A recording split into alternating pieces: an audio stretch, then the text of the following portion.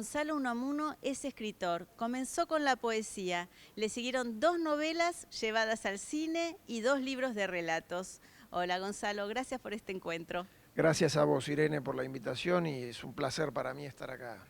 Gonzalo Unamuno. Unamuno es un apellido muy ligado a la literatura, al pensamiento. Pensemos en Miguel de Unamuno, el escritor español, pero también en Miguel de Unamuno, tu padre, que fue director del Archivo General de la Nación. Así es, entre muchas otras cosas, fue director del Archivo General de la Nación, fue diputado nacional, fue embajador, ministro, pero sí, es un apellido, como vos bien dijiste, ligado a la cultura, ligado al pensamiento. Creo que un poco, o en alguna medida, me fue empujando, ¿no? Al hecho de ser escritor. Sabía que ahí tenía, así como una cruz, también una posibilidad de ventaja. Cuando era muy joven y me tocaba hablar con autoras y autores que me superaban ampliamente en edad, siempre me recordaban porque yo era el pibe Unamuno. Y por ahí iba con 7, 8 amigos más, cuyos nombres eran más difíciles de retener, por esto que vos señalizaste, ¿no? Don Miguel de Unamuno ha sido un pariente lejano de mi bisabuelo, perdón, cercano de mi bisabuelo, y, y siempre, imagínate que dedicándote al libro te van a decir, ah, sos algo de Unamuno el escritor, o leí Niebla en el colegio, la tía Tula, entonces bueno, este, no quise dejar de dar motivos para que sigan exigiendo libros de los Unamuno en las librerías y me fui a dedicar a lo mismo. Claro, un apellido que predestina, que lo vivís de alguna manera, lo acabas de decir, como una cruz, y eso sería una condena, pero también como un destino que vos querés transitar a tu manera. No, sin lugar a dudas, no tengo otra opción. Y comenzaste con la poesía. Empecé con la poesía, siempre fui un lector muy ávido de poesía.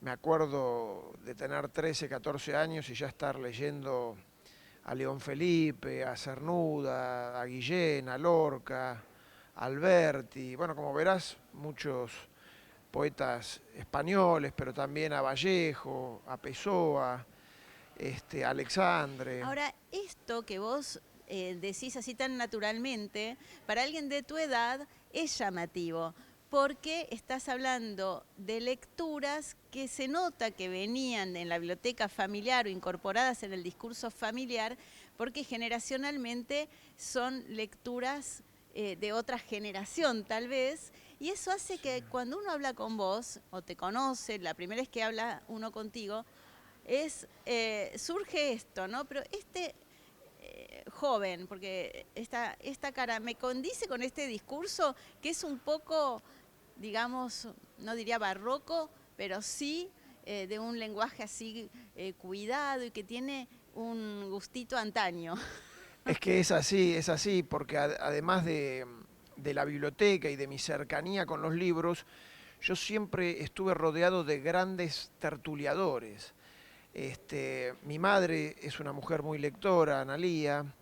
Mi padre tenía una peña a la que asistían desde Alfonsín hasta Cafiero, Eduardo Falú, gente de la música, de la política.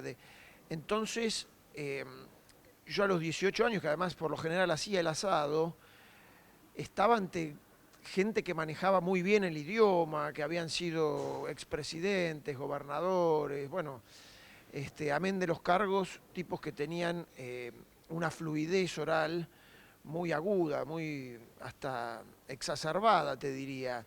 Entonces, para mí, ese discurso que vos decís y esa época está totalmente enquistada en mi ADN, porque además mi padre me tuvo grande. Yo nací cuando él tenía 54 años, entonces sobre mis 20 él ya era un tipo de más de 70 y pico.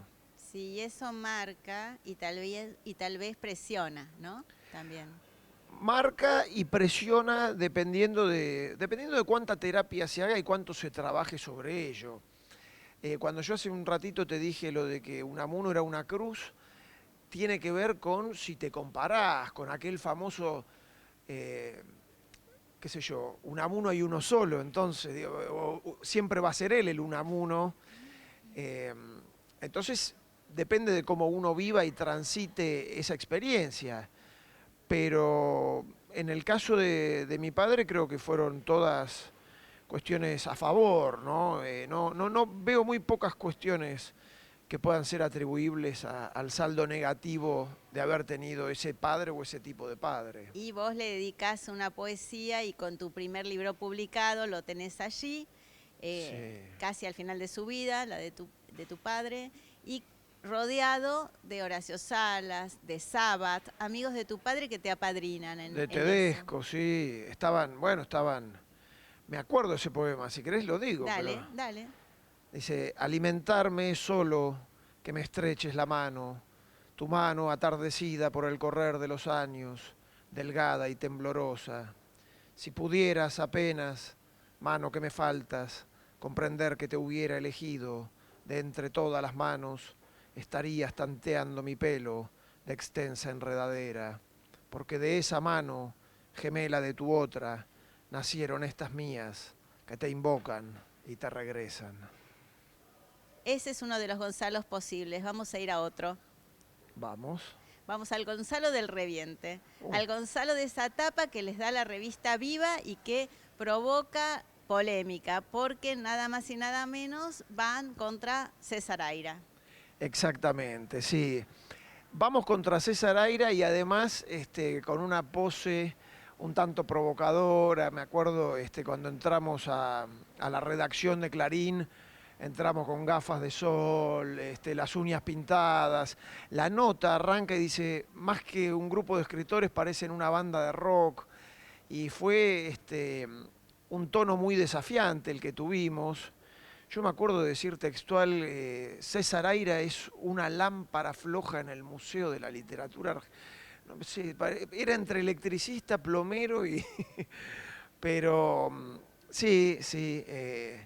Fue polémica porque hubo mucha gente que salió a defender a Aira y creo que también generamos esto que te digo, ¿no? Este resquemor de decir qué vienen estos muchachos con ese desparpajo a bajar a un intocable de nuestra Y literatura. generaron polémica, algo que no está muy acostumbrado en estas épocas, que se generen polémicas desde lo literario, pero vos seguramente también tendés ahora a matizar esa opinión y a darle ese contenido que fue el de querer llamar la atención. Absolutamente, absolutamente, es como decís. Hoy uno, a ver, si uno tiene que dar los argumentos de por qué Aira sí, por qué Aira no, ya lo dice de otra manera. Lo que pasa es que si vos vas a tener la posibilidad de tener una nota tan importante en uno de los medios más leídos de la Argentina y vas a decir que Borges era un buen escritor, no estás diciendo nada, estás diciendo algo que se cae de maduro, que es una obviedad. Entonces, me parece que hay lugares que merecen ser aprovechados y hay que tirarles queroseno y darles un poquito de fuego, que es un poco lo que hicimos con esa nota, ¿no? Darle candela, éramos muy jóvenes, muy impetuosos, no podíamos ir a hacer otro rol que no sea ese. Pero ahora, ¿qué pasa cuando al que le dan candela es a vos, Gonzalo? Y bueno, me enfrento, me enojo, a veces me provoca alegría, resquemor, otras veces me deja tumbado en la cama, pero, pero uno entiende ya que es parte del juego, que son herramientas con las que lidiamos y que en la polémica está la vida, básicamente. Cuando hay unanimidad sobre un autor, también hay poco crecimiento, ¿no? En cambio, cuando un autor está en puja, cuando genera escuelas antagónicas, creo que se va enriqueciendo, ¿no? Él, su obra, ¿Qué libro te gusta de César Aira? y me gusta mucho La Liebre, me gusta mucho Emma la Cautiva, tampoco, bueno, vos sabrás que Aira tiene ciento y tanto de libros publicados y yo debo haber leído una quincena, pero Pero te los leíste, ¿eh? Y acá sí, está sí. El aire que rescata Gonzalo Unamuno.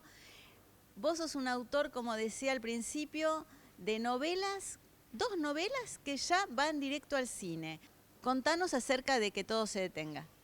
Bueno, Que todo se detenga es una suerte de monólogo, de soliloquio, de un personaje que yo llamé varias veces un último escupitajo de los 90. Cuando digo los 90 me refiero quizás a lo peor de esa época, al neoliberalismo, al abandono del Estado, a las privatizaciones, a esa idea de que el mundo posible y mejor estaba afuera. Y bueno, este personaje, Germán Baraja, es un militante defraudado, que ingresa ya en los años del kirchnerismo a militar, a la política, pero su problema no va por ahí, es un personaje que además tiene una total falta de empatía, no tiene posibilidad de habitar entornos sanos, de tener vínculos también sanos. Todo es una marea de toxicidad, de podredumbre, de drogadicción. Pero en esa novela él lo único que hace es enunciarse a sí mismo, ¿no? Disparar contra los clichés de su época de una manera, si se quiere, muy aguda, muy sistemática, pero carece de acción. Y la acción viene después, Exactamente. en la siguiente novela. En la siguiente novela, que es Lila, del año 2008, del año 2018, que se publica en el pleno fragor de lo que se llamó el feminismo, o la luz de lo que se llama, ¿no? Pero digo, no sé qué ola era, pero viste que se lo determina en olas, la segunda ola, la cuarta ola. Y yo tenía este personaje creado, Germán Baraja, y en Que todo se detenga me decían, creaste un personaje de alguna manera inimputable, tan suelto, tan locuaz, tan agudo, tan violento, ¿cómo puede ser que no haga nada? Y recuerdo estar en el edificio del anexo de la Cámara de Diputados, en el piso 13, en el año 2015, que es cuando se produce el primer Ni Una Menos, y me acuerdo de cómo temblaba el piso 13. Y yo lo estaba viendo desde la ventana y ahí dije, a este personaje lo tengo que ubicar acá.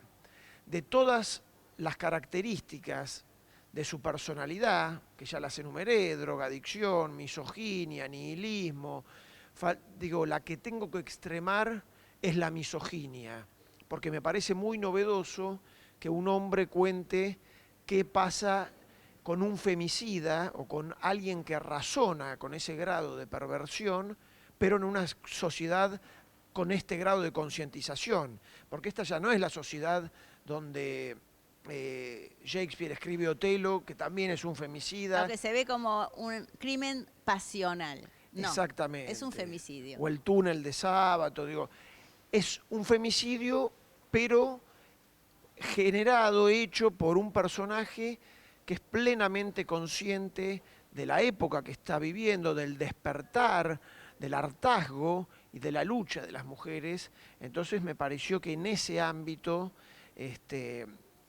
era una mutación de una máscara del mal que no estaba contada, y así fue que me decidí a escribir Lila. Claro, y es un tema que te interesa, ¿no? Esos personajes que transitan ese territorio del mal. ¿Vos qué sentiste cuando viste Que todo se detenga en pantalla, digamos? ¿Viste la película?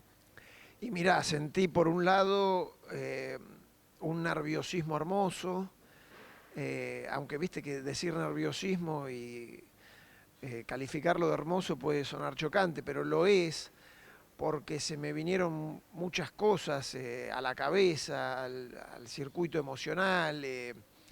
Vino Graciela Borges, estaba mi madre, el esfuerzo que llevó y que lleva en un país como este lograr hacer cine.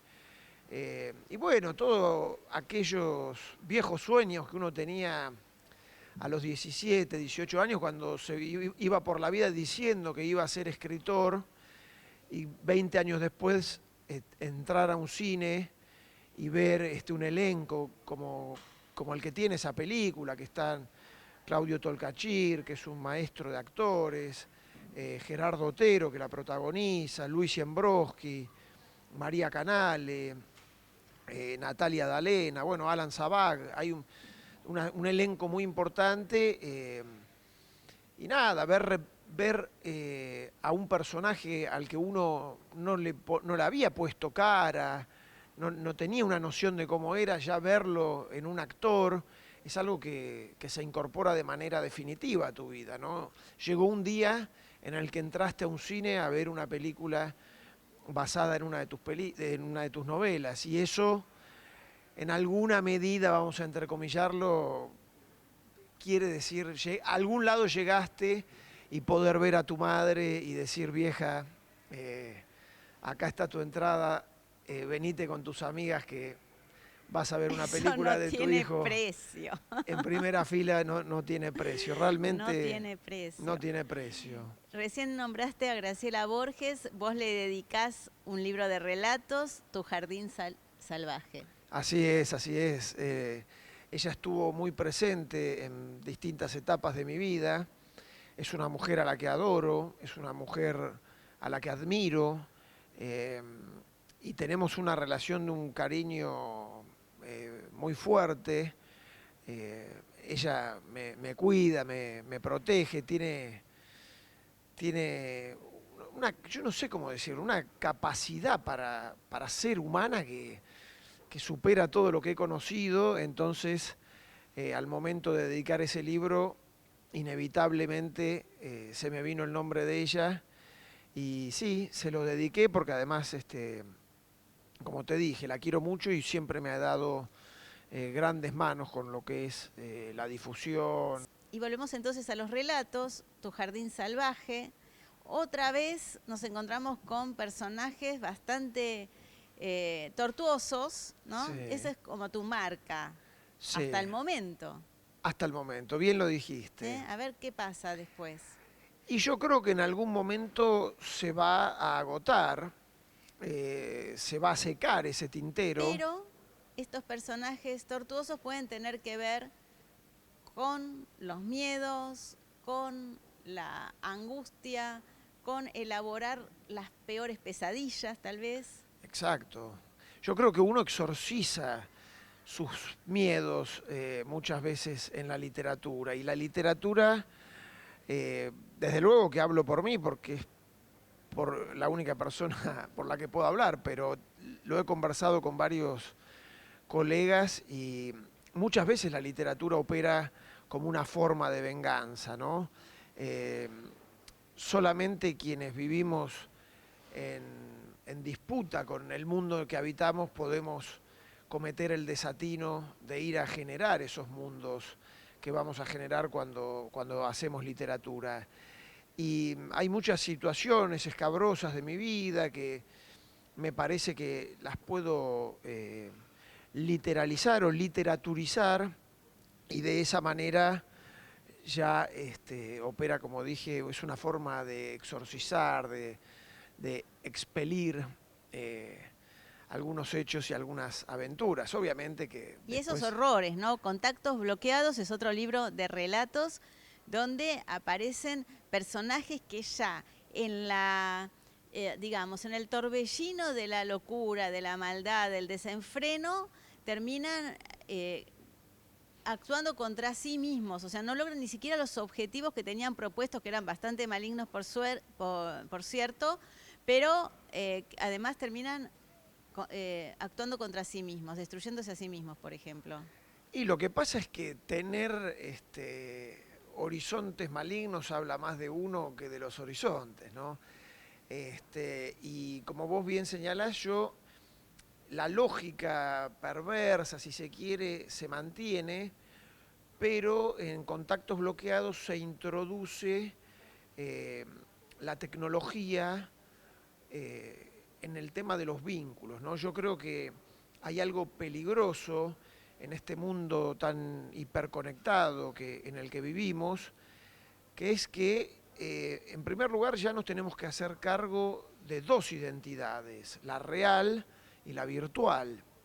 Y después que una modifica la otra, es decir, se está creando un sistema de jerarquías en las redes sociales, en el algoritmo, en el ver cuánto tenés. Ya no es una red para conectar a alguien, sino desde que aparece el numerito, uno ya empieza a tener un valor en un mercado. Entonces, dicho en criollo, si yo tuviese 300.000 No seguidores, estarías acá. en este momento soy una figurita difícil para vos, cuando de ninguna manera yo debiera hacerlo, porque soy más joven, por quién sos vos, por tu trayectoria, por el canal en el cual estoy saliendo, porque, bueno, por respeto, pero hoy esa forma de vincularse se está mutando las jerarquías de lo virtual a lo real. Entonces hay gente que incluso se come un discurso que es mentira, a las 2 de la mañana aparece con 20.000 seguidores nuevos que probablemente se haya comprado, pero eso lo hace no únicamente para creer que le está hablando a un metapúblico, sino para hacerle creer a la gente que lo ve que le está hablando a un metapúblico y para después desjerarquizar a la gente con la que trata, porque casi que se convierte en alguien que te está haciendo un favor. Vivimos buscando la caricia virtual del influencer. Ahí está el Gonzalo Unamuno, que es justamente el opuesto al narrador que narra estas terribles historias. Está el Gonzalo Unamuno, que yo creo muy idealista en el fondo, y que utiliza una frase para uno de sus libros, una frase de Demócrito, que es la siguiente: todo está perdido cuando los malos sirven de ejemplo y los buenos de mofa. Es así, no tenía razón Demócrito. Tenía razón. Esta es una época, creo yo, en la que la bondad a veces está devaluada. No digo que mal vista, pero devaluada.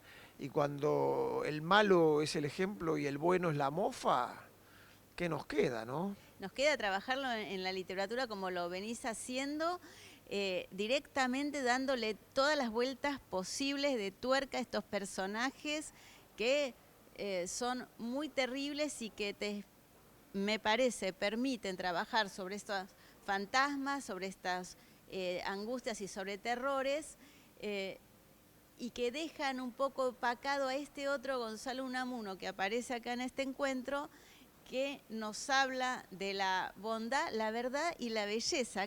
Y estamos con Demócrito y estamos con Platón ya. Nos vamos al otro extremo. Exacto, sí.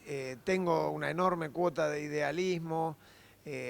Como te dije, no deja de ser, publicar un libro no deja de ser un acto de amor, crear una historia, por más truculenta que sea, también no deja de ser un hecho creativo hermoso.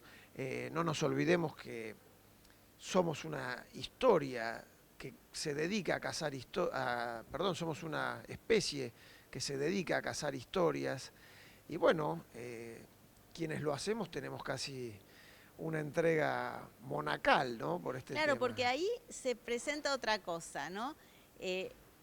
Este Gonzalo Unamuno, que también hace periodismo cultural, que también está en lecturas, que también es muy activo, es escritor, y este escritor tiene que volver al silencio y a sí mismo para escribir. ¿Vos cómo vivís esta situación de la escritura? ¿Cuándo escribís? ¿Necesitas aislarte? Sí, sí. Me gustó la pregunta porque es algo que a veces cuesta explicar, ¿viste? Yo creo que hay distintas etapas en esto de ser escritor o de vivir como escritor y demás. Que hay una etapa de repliegue en la que uno necesita bajarle el volumen a todo el entorno y sí dedicarse a ese acto tan íntimo que es el de escribir la página en blanco, el Word en blanco, ponerse a crear y demás. Después hay una etapa que es ineludible, que es toda la etapa social que tiene esto, porque nadie vive de las regalías de la venta de sus libros.